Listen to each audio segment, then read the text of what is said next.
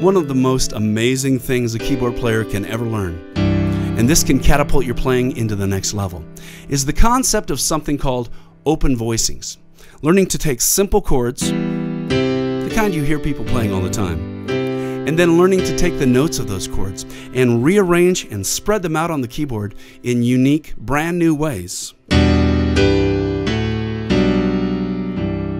Suddenly you've got a fresh new sound from the same old chords.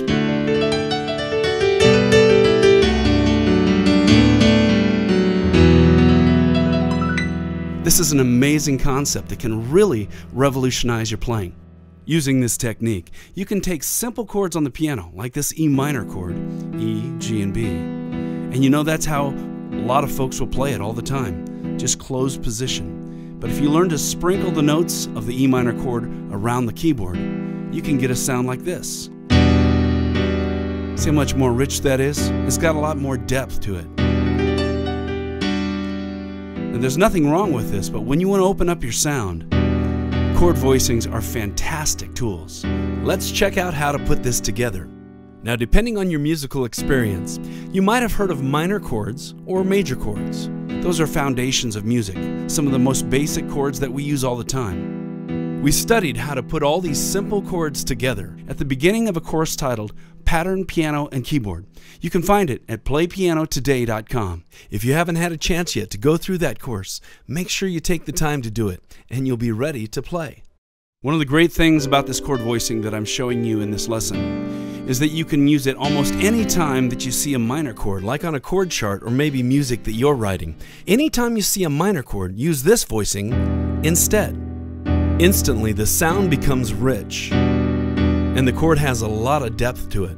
Now let's take a look at how to put this together. The chord voicing that we're looking at is this. Nice and open. It's called an open voicing because the notes are spread out.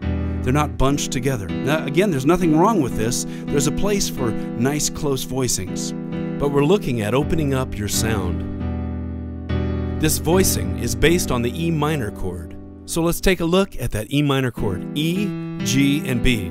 This would be E major, but we're looking at an E minor chord. Now in pattern, piano, and keyboard, we also studied where the seventh comes from, right? That would be here.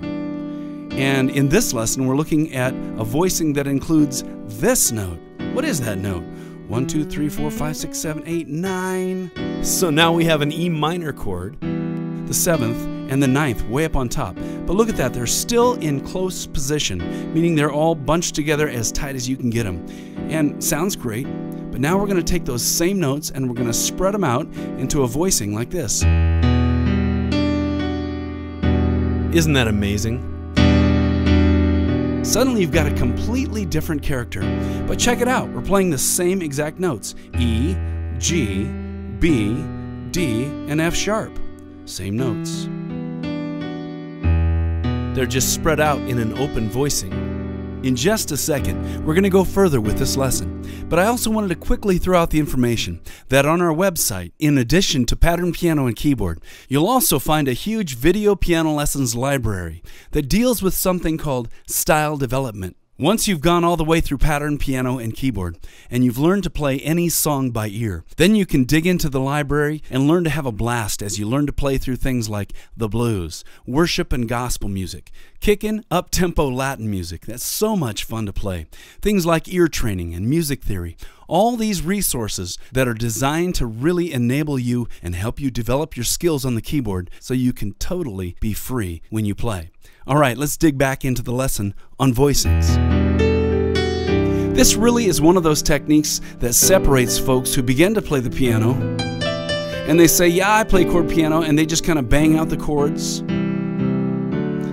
from those that really create fantastic, beautifully voiced music.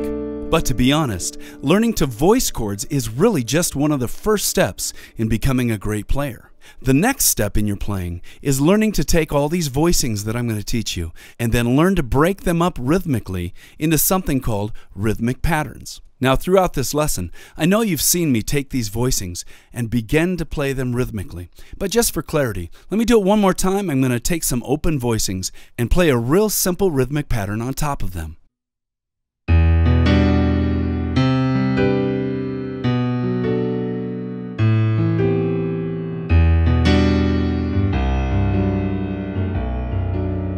All of a sudden, your hands are playing all over the keyboard. It's absolutely so much fun. Now we're going to take a detailed look at the end. This has just been the first few minutes of the course titled Phat Chord Voicings, Chapter 1. To check out the entire lesson, come on over to playpianotoday.com. My name is David Sprunger. Thanks for listening. You know what to do. Go practice.